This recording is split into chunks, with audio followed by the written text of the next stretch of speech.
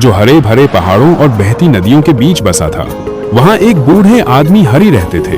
वे न तो प्रसिद्ध थे और न ही अमीर, लेकिन उनके पास एक अनमोल चीज थी, समय को खामोशी से बहते हुए देखने से मिली समझदारी। उनका घर पुराना, चरमराता हुआ और यादों से भरा था, लेकिन उन्हें सबसे ज्यादा उनकी अटारी पसंद थी। अटारी में एक पुरानी लकड़ी की घड़ी टंगी थी, जो पीढ़ियों से उनके परिवार में चली आ रही थी। वह घड़ी कई सालों से बंद पड़ी थी, लेकिन हरि ने उसे कभी ठीक नहीं करवाया। उनके लिए उस घड़ी की चुप्पी भी बहुत कुछ कहती थी। एक दिन एक युवा यात्री अर्जुन, जो जीवन से थका और निराश था, हरि के दरवाजे पर आया। उसने गांव वालों से सुना था कि यह बूढ़ा आदमी जिंदगी बदल देने वाली सलाह देता है। हरि ने मुस्कुराकर उसे स्वागत किया और अदरक की चाय पिलाई। मुझे समझ नहीं आ रहा मैं क्या कर रहा हूँ, अर्जुन ने धीरे से कहा। सब कुछ व्यर्थ लगने लगा है। हर दिन वही पुरानी दिनचर्या, जैसे मैं अपना जीवन बर्बाद कर रहा हूँ। हरि चुपचाप सुनते रहे और फिर बोले, आओ तुम्हें कुछ दिखाता हूँ। वे उसे लेकर अटारी की ओर गए। धूल हवा में तैर रही थी और सूरज की किरणें पुरानी खिड़की से छनकर आ रही थी। हरि ने चुपचाप खड़ी घड़ी की ओर इशारा किया। यह घड़ी कई साल पहले बंद हो गई थी, हरि बोले। यह मेरे दादा की थी। एक दिन यह बस बंद हो गई। सबने कहा इसे ठीक करवाओ, लेकिन मैंने नहीं करवाया। क्यों नहीं? अर्जुन ने पूछा।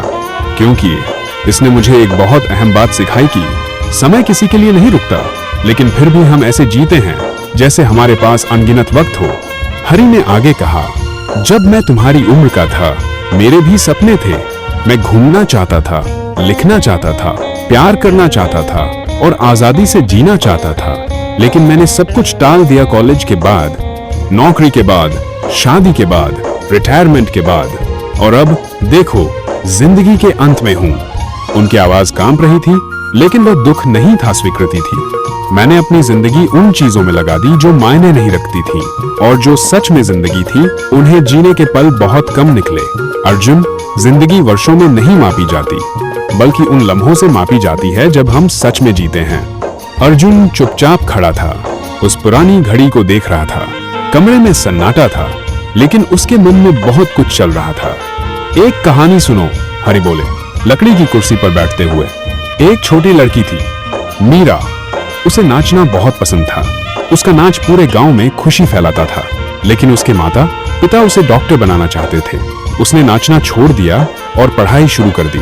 वह डॉक्टर बनी, लोगों का इलाज किया, लेकिन दोबारा कभी नहीं नाची। मरते वक्त उसने कहा, मैंने शरीर ठीक किए, लेकिन अपनी आत्मा को कभी नहीं छुआ। अर्जुन थोड़ा सहम गया। तो आप क्या कह रहे हैं? मुझे क्या करना चाहिए? मैं कह रहा हूं कि सही वक्त का इंतजार मत करो, हरि धीरे से बोले। वो शायद कभी ना आए, जो तुम्हारे दिल को खुशी दे, उसे अभी करो। ऐसे प्यार करो जैसे कल ना हो। माफी मांग लो जब जरूरत हो। बिना कारण माफ कर दो। खुलकर हंसो, गहराई से रो, जोखिम लो, गर्व से हारो, और याद रखो जिंदगी कोई रिहर्सल नहीं है, यही असली मंच है। उस शाम जब सूरज पहाड़ियों के पीछे डूब रहा था, अर्जुन अकेला एक चट्टान पर बैठा था, घाटी को निहारते हुए। वर्षों बाद उसने पहली बार खुद को जिंदा महसूस किया, सिर्फ शरीर में नहीं, आत्मा में भी। उसे अपना बचपन का सपना याद आया, एक फोटोग्राफर बनना, जो भावनाओं और जिंदगी के भूले बिसरे पलों को कैमरे में कैद करता है। अगली सुबह वह हरि को धन्यवाद कहकर चला गया, लेकिन अटारी में घड़ी के नीचे धूल में एक शब्द लिख गया। अब साल बीत गए, हरि बूढ़े होते गए और एक दिन चल बसे, लेकिन उनका घर वैसे ही रहा और घड़ी भी वहीं टंगी रही। फिर एक दिन दूर देश से एक चिट्ठी आई अर्जुन की। चिट्ठी में लिखा था, प्रिय हरि, मैं नेपाल से लिख रहा हूँ। कल मैंने पहाड़ों में एक माँ को अपने बच्चे को दूध पिलाते हुए फोटो खींची। वहां न बिजली थी, न इंटरनेट, बस सच्ची जिंदगी। आपकी बातें मेरी पूरी जिंदगी बदल गई। अब मैं घूमता हूँ, सादगी से जीता हूँ और इस छोटी सी यात्रा की खूबसूरती को कैमरे में कैद करता हूँ। पहले मैं सालों के पीछे भागता था, अब मैं पलों को पकड़ता हूँ। समय की कीमत मुझे आपसे सीखने को मिली, नंबर नहीं, एहसास के रूप में। आपका अर्जुन। चिट्ठी को एक पड़ोसी ने, जो अब हरि के घर का ध्यान रखता था, उस बंद घड़ी के पास रख दिया। घड़ी अब भी नहीं चल रही थी, लेकिन फिर भी उसमें कुछ ज्यादा जिंदा लग रहा था।